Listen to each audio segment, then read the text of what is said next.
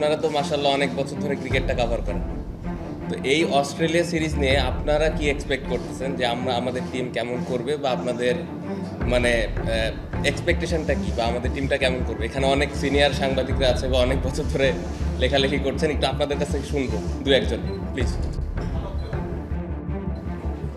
এই উত্তর আমি দিলে পছন্দ হইতো।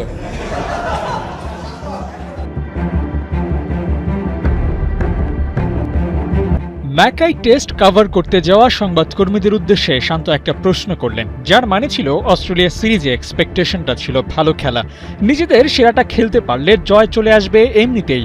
ডারউইনে সেই কথা রেখেছে শান্তর দল, ভালো খেলে গড়েছে ইতিহাস, দুনিয়া জুড়ে সেই আলোচনা আর বাহবাও পেয়েছে। তাদের ডারউইন জয়ের গল্প মুখে মুখে রটে গেছে, সেই আলাপ থামেনি এখনও। ওদিকে কাগজে কলমে বাংলাদেশ দেখিয়েছে ম্যাজিক, 3 ধাপ এগিয়ে টেস্ট র্যাঙ্কিংয়ে টাইগাররা এখন 6 নম্বরে।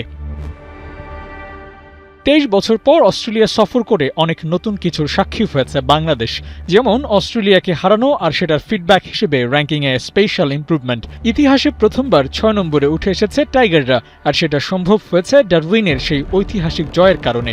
কিন্তু আফসোস কি হয়, ম্যাকাইতে স্বাগতিকদের হারাতে পারলে ঠিক কত ধাপ এগিয়ে যেত সেটা তো হিসেব করাই কঠিন। তবে টেস্ট ক্রিকেটে বাংলাদেশের যে সুদিন ফিরেছে আর সেটার ধারাবাহিকতাও আছে, তার প্রমাণ এই সিরিজ।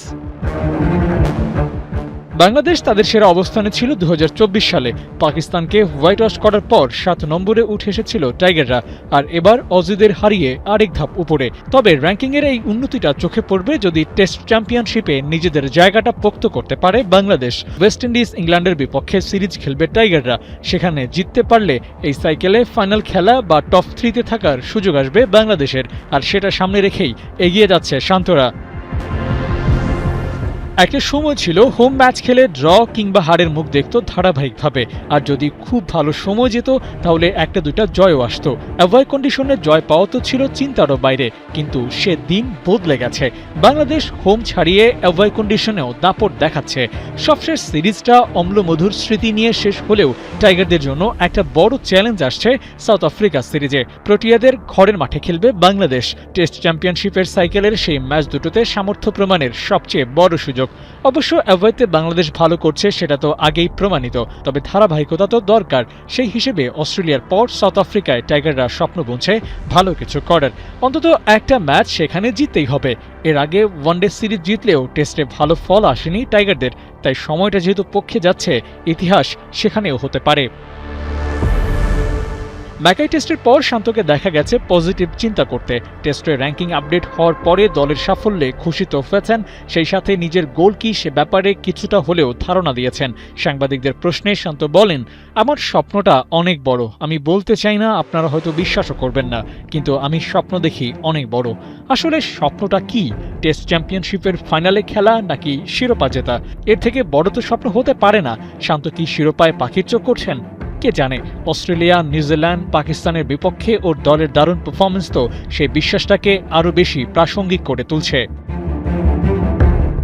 বাংলাদেশের পেস অ্যাটাক যেভাবে কনসিস্টেন্ট পারফর্ম করছে, তাতে স্বপ্ন বাস্তবায়ন হওয়ার পথে এক ধাপ এগিয়ে গেছে বললে কোনোভাবেই ভুল হবে না। যেমন ম্যাকাই টেস্টে মিচেল স্টার্ক 6 উইকেট নিয়েছিলেন প্রথম দিনে, আর টাইগারদের হয়ে সেটার জবাব দিয়েছিলেন শরীফুল ইসলাম। ডারউইন টেস্টে হাসান মাহমুদ তো পুরো লাইমলাইট কেড়ে নিয়েছেন, তাও নাহিদ রানার মতো পেস ব্যাটারি ছাড়াই এভাবে পারফর্ম করেছে বাংলাদেশ। ফুল স্কোয়াড নিয়ে পেস ফ্রেন্ডলি কন্ডিশনে খেলতে পারলে টাইগারদের রেজাল্টটা হতে পারত ভিন্ন। বোলিং ইউনিটের এই পারফরমেন্সের সাথে ব্যাটাররা যদি নিজেদের কাজটা করতে পারত, তাহলে হয়তো আরও ভালো স্মৃতি নিয়ে অস্ট্রেলিয়া থেকে ফিরতে পারত বাংলাদেশ। হাসান, রানা, শরীফুলদের মতো তামিম লিটনদের জন্য চ্যালেঞ্জটা অনেক বেশি। বোলিং ইউনিটের মতো আরও বেশি কনসিস্টেন্ট হতে হবে, তাহলে র্যাঙ্কিংটা হবে আরও উন্নত।